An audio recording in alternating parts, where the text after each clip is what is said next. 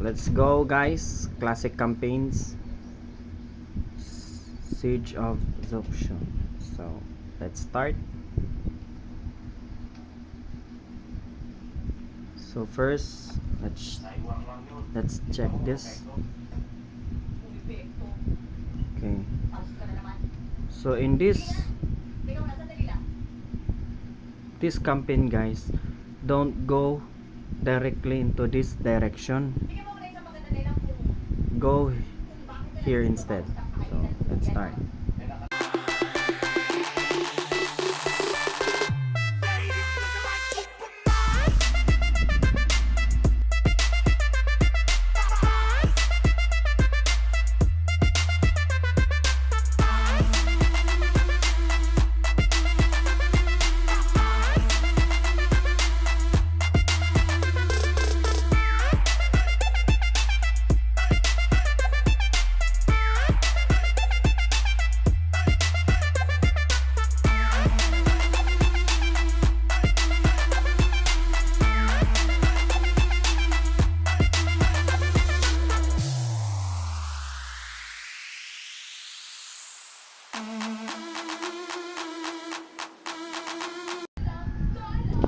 So let's go.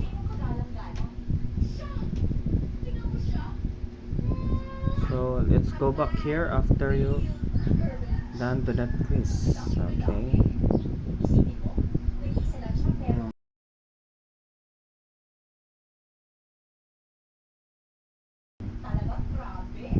So you can actually ask for assistance here. So after this, let's go get Lobo. Lobo will be our assistant in completing this task.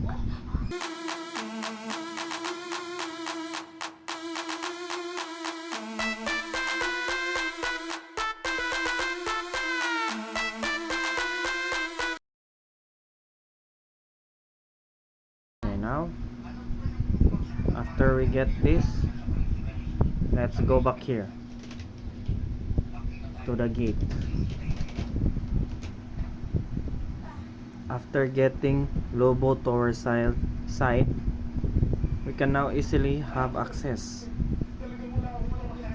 to this. So now let's go.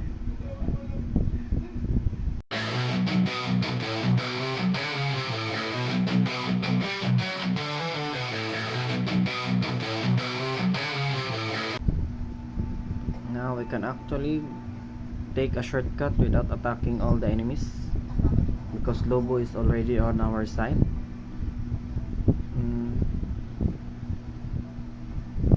Let's just attack the one who are blocking our way,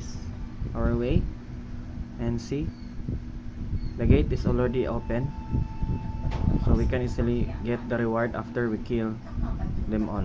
So okay, you don't have to attack all the enemies as long as you can pass through the passageway. So let's attack Cao Cao. This will be the final boss for today's video.